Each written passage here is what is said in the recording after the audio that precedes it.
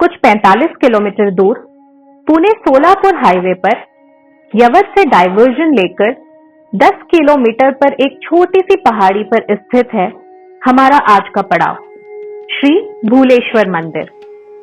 भूलेश्वर मंदिर एक प्रसिद्ध हिंदू तीर्थ है जो भगवान शिव को समर्पित है और महाराष्ट्र में स्थित सबसे पुराने मंदिरों में से एक है।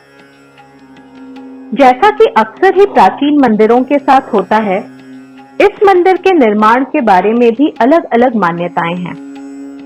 पौराणिक कथाओं के अनुसार इस मंदिर का निर्माण पांडवों द्वारा किया गया था।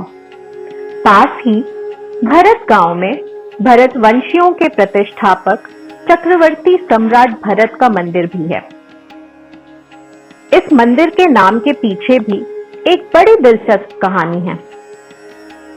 कहते हैं कि एक बार भगवान शिव माता पार्वती से किसी बात पर बहुत नाराज हुए और कैलाश छोड़ यहाँ तपस्या करने आ गए। तब देवी पार्वती ने एक आदिवासी युवती का वेश बनाया और भगवान को मोहित करने के लिए यहाँ आकर नृत्य करने लगी। फिर क्या था, भगवान अपना गुस्सा और तपस्या दोनों ही भूल उनके साथ कैलाश लौट गए। इसीलिए यहाँ का नाम भूलेश्वर पड़ा। एक और दंत कथा के अनुसार 15वीं शताब्दी में यहाँ कोली समुदाय का प्रभुत्व था।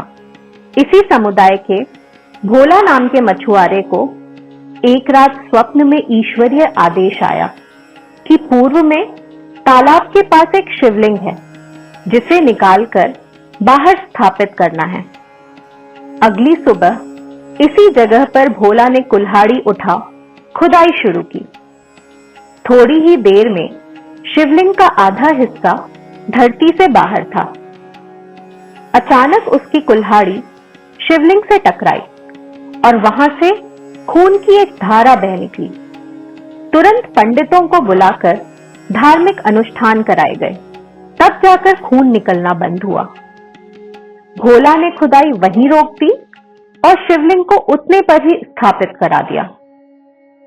श्री भूलेश्वर मंदिर का शिवलिंग बीच में टूटा हुआ है और जमीन से थोड़ा ही बाहर निकला हुआ है। ऐतिहासिक अभिलेखों के अनुसार ये मंदिर 13वीं शताब्दी के प्रारंभ में यादव वंश के राजा कृष्णदेव राय ने बनवाया था। इस मंदिर को कई बार आक्रमणकारियों ने बर्बाद किया और बाद में इसका पुनर्निर्माण 13वीं शताब्दी में यादव वंश के राजाओं द्वारा और फिर 17वीं शताब्दी के दौरान मराठा साम्राज्य द्वारा किया गया। इसीलिए इसकी संरचना में आपको कई संस्कृतियों का समन्वय मिलता है। मंदिर मंगलगढ़ नामक किले पर स्थित है। किले की बाहरी दीवारें और गढ़ के अवशेष दूर से ही दिख जाते हैं। मंदिर की वास्तुकला नागर शैली से प्रभावित है, जो यादव शासन काल में काफी प्रबल थी। मंदिर की दीवार काले बेसाल्ट पत्थर से बनी है, जिसे विशेष रूप से मंदिर के निर्माण के लिए यहां लाया गया था। इसी कारण गर्मी के दिनों में भी मंदिर के अंदर का वातावरण ठंडा रहता है। इसका मुख्य शिखर कई छोटे शिखरों से घिरा हुआ है। मंदिर के बाहरी भाग में मुगल कालीन और आंतरिक भाग में दक्षिणी वास्तुकला का प्रभाव देखा जा सकता है। पूरा मंदिर सुंदर नक्काशी से भरा हुआ है। प्रवेश द्वार हो या बाहरी दीवारें, भीतरी दीवारें हो या स्तंभ, हर सतह इतनी जटिल और सटीक नक्काशी से भरी है कि लगता है जैसे ये मंदिर मनुष्यों ने नहीं, स्वयं विश्वकर्मा ने बनाया हो। सभा मंडप के बाहर ऊपरी दीवार पर किए गए चित्रण विशेष रूप से दिलचस्प हैं। यहाँ महिला की पोशाक में भगवान गणेश की एक मूर्ति है। ऐसे ही भगवान विष्णु का वैष्णवी रूप, ब्रह्मा का ब्राह्मी स्वरूप, कार्तिकेय का कार्तिकेयनी, इंद्र का इंद्राणी, शिव का माहेश्वरी स्वरूप भी मंदिर की दीवारों पर दर्शाया गया है। कुछ दीवारों पर रामायण और महाभारत के दृश्य उकेरे गए हैं। राम भरत मिलाप, द्रौपदी स्वयंवर, कुरुक्षेत्र युद्ध आदि दृश्य आसानी से पहचान में आते हैं। मंदिर के गर्भगृह में प्रवेश करते ही आपको पत्थर से तराशी गई नंदी की एक विशाल मूर्ति दिखाई देती है।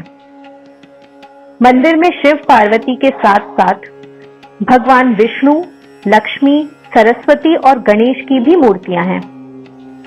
अपने प्राचीन इतिहास और विशिष्ट वास्तुकला के कारण यहाँ आपको कई इतिहासकार और प्राचीन वास्तुकला के प्रेमी भी मिलेंगे।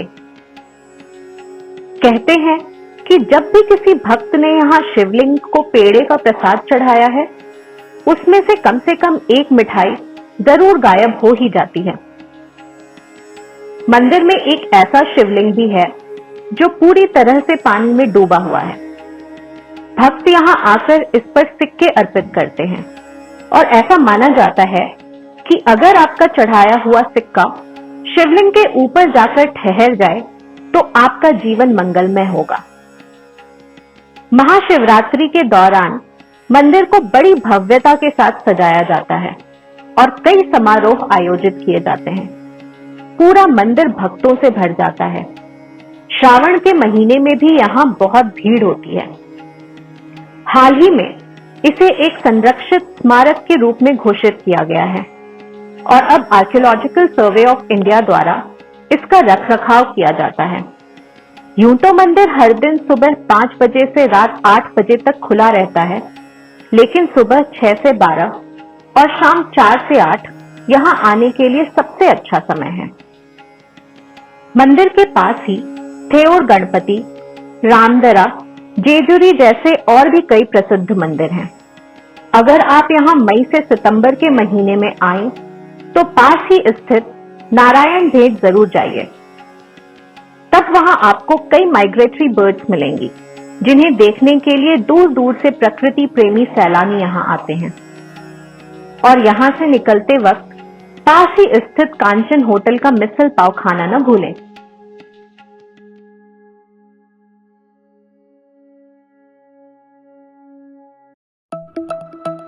ऐसी ही अन्य कहानियों को सुनने के लिए जुड़िए हमारे साथ पिटारी टीवी योर स्टोरी हब पर।